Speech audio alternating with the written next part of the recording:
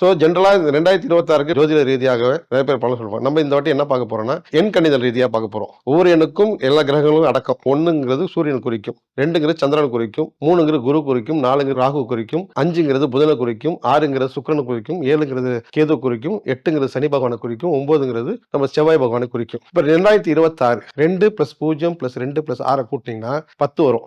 So 1 + 0 1. So இந்த 2026 பொதுவாக சூரியன் ஆதிக்கம் கொண்ட வருடமாகவே இருக்கும். எண் 6ங்கிறது நம்ம சுக்கிர பகவான். இது சுக்கிரனுக்கும் அரசியலுக்கும் ரொம்ப எப்பயுமே சாதகமா இருந்ததே கிடையாது. வானதி சீனிவாசன் மட்டும்தான் எண் 6ல பிறந்தவர்கள். எனக்கு தெரிஞ்சு இந்த சுக்கிரன் பகவானும் அரசியலுக்கும் ரொம்ப எப்பவுமே டிஸ்டன்ஸ் இருக்கும்.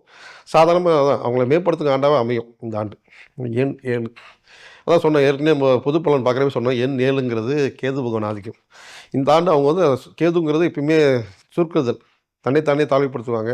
மத்தவங்கள பத்தி பேசலைன்னா கூட நம்மள பத்தி தான் பேசியிருப்பாங்கன்னு எண்ணம் ஓட்டிகிட்டே தான் இருக்கும். எண்ணத்துல வெளில வந்து அவங்க செல்ஃப் டெவலப்மெண்ட் யார பத்தியும் கவலைப்பட தேவையில்ல.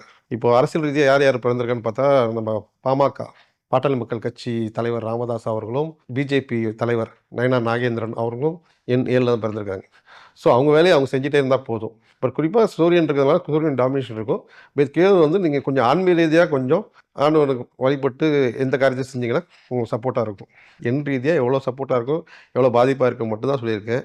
ஆனா இந்த 2026 தமிழக மக்களுக்கு இல்ல, அனைத்து மக்களுக்கும் நல்ல ஆண்டா அமையட்டும்னு எல்லாம் வல்ல இறைவனை பிரார்த்திக்கிறேன். நன்றி, வணக்கம்.